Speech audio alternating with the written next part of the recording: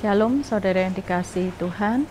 Saya berharap kita semua boleh dalam keadaan baik. Pesan Tuhan kali ini saya ambil dari Matius 13 ayat 3 sampai 9, yaitu perikopnya berjudul perumpamaan tentang seorang penabur. Ya, saya kasih judul pastor message kali ini adalah tanah yang baik. Dari ayat 3, dan ia mengucapkan banyak hal dalam perumpamaan kepada mereka. Katanya, adalah seorang penabur keluar untuk menabur. Pada waktu ia menabur, sebagian benih itu jatuh di pinggir jalan, lalu datanglah burung dan memakannya sampai habis.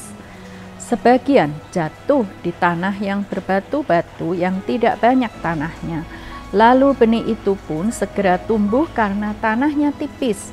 Tetapi sesudah matahari terbit, layulah ia dan menjadi kering karena tidak berakar. Sebagian lagi jatuh di tengah semak duri. Lalu makin besarlah semak itu dan menghimpitnya sampai mati. Dan sebagian jatuh di tanah yang baik, lalu berbuah. Ada yang 100 kali lipat, ada yang 60 kali lipat, ada yang 30 kali lipat. Siapa bertelinga, hendaklah ia mendengar. Seringkali Tuhan memakai tanaman dan lingkungan sekitarnya sebagai perumpamaan tentang apa yang hendak disampaikannya kepada kita. Kali ini bicara tentang kondisi tanah.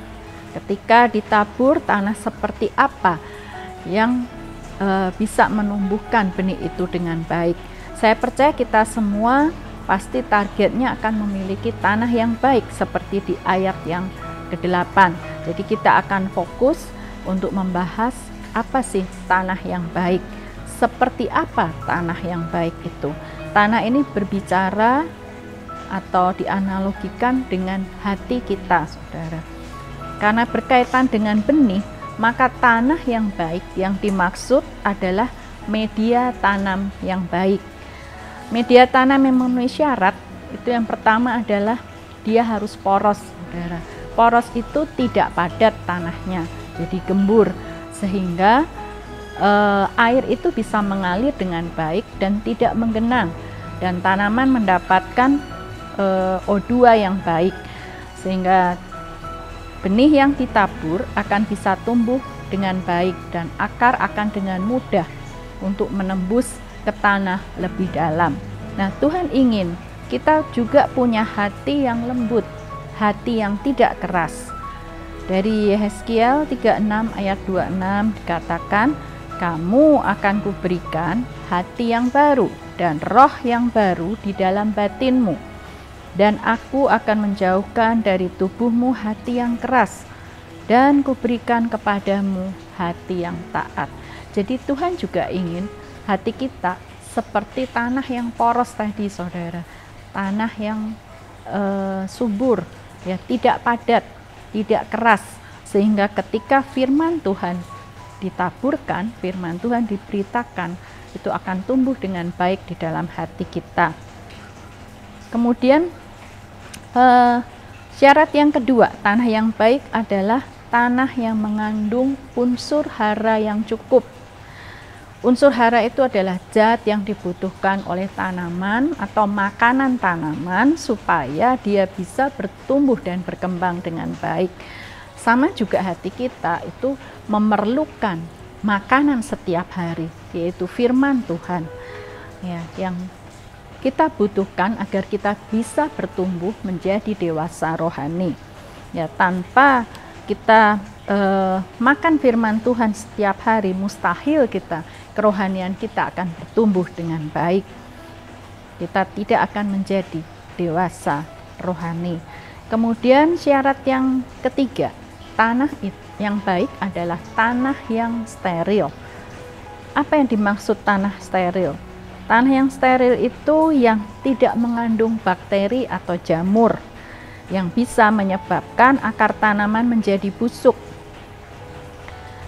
Seringkali ketika saya bercocok tanam, saudara, saya mulai menanam, saya akan perhatikan dulu tanah tanah yang baik tadi, harus poros, diberi pupuk, dan steril.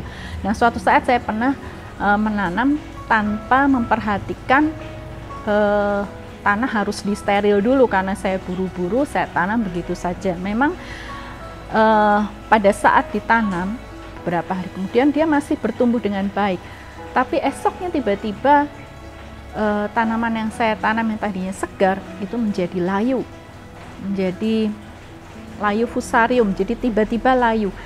Nah, ketika saya bongkar tanahnya, ternyata akarnya membusuk, saudara, karena di situ ada dimakan oleh bakteri-bakteri yang ada di dalam tanah. Itu menggambarkan kadang kekristenan kita dari luar nampaknya seperti kondisi kita masih baik-baik saja, tapi kita jarang menilik hati kita, kita jarang menjaga hati kita. Makanya di Amsal 4 ayat 23 dikatakan, jagalah hatimu dengan segala kewaspadaan, karena dari situlah terpancar kehidupan. Jadi nggak hanya nampak di luar, izinkan Tuhan itu menyelidik hati kita, membongkar hati kita. Apakah masih ada kepahitan, masih ada amarah, masih ada cinta uang, masih ada hawa nafsu dunia dan percabulan yang bisa menjadi bom waktu untuk kerohanian kita.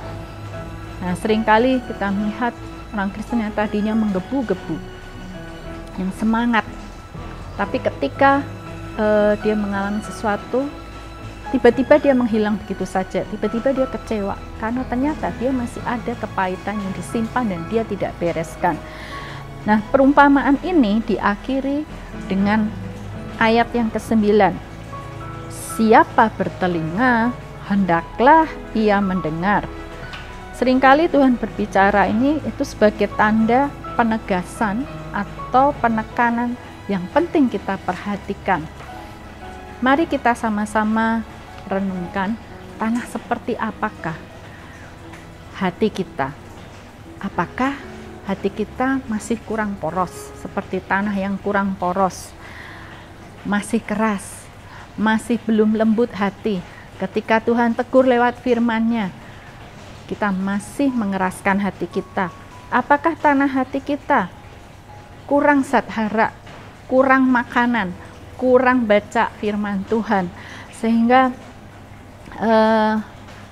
kita hanya menjadi Kristen mingguan, tidak cukup hanya ibadah hari Minggu saja, tapi setiap hari kita beri makanan rohani kita dengan firman Tuhan, karena firman Tuhan itulah yang akan menuntun kita untuk terus bertumbuh menjadi dewasa rohani.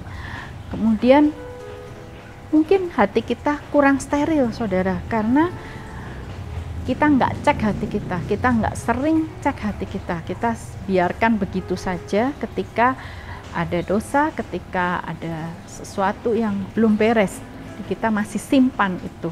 Mari kita mau terbuka, kita mau izinkan Tuhan dengan firman-Nya membongkar hati kita, supaya kita bisa bertumbuh dengan baik. Selama masih ada waktu dan kesempatan yang Tuhan beri, mari kita benahi tanah hati kita supaya menjadi tanah yang baik, yang subur, sehingga kita bisa terus berakar di dalam Dia, bertumbuh menjadi dewasa rohani, supaya kita layak menjadi mempelainya. Amin. Tuhan Yesus memberkati.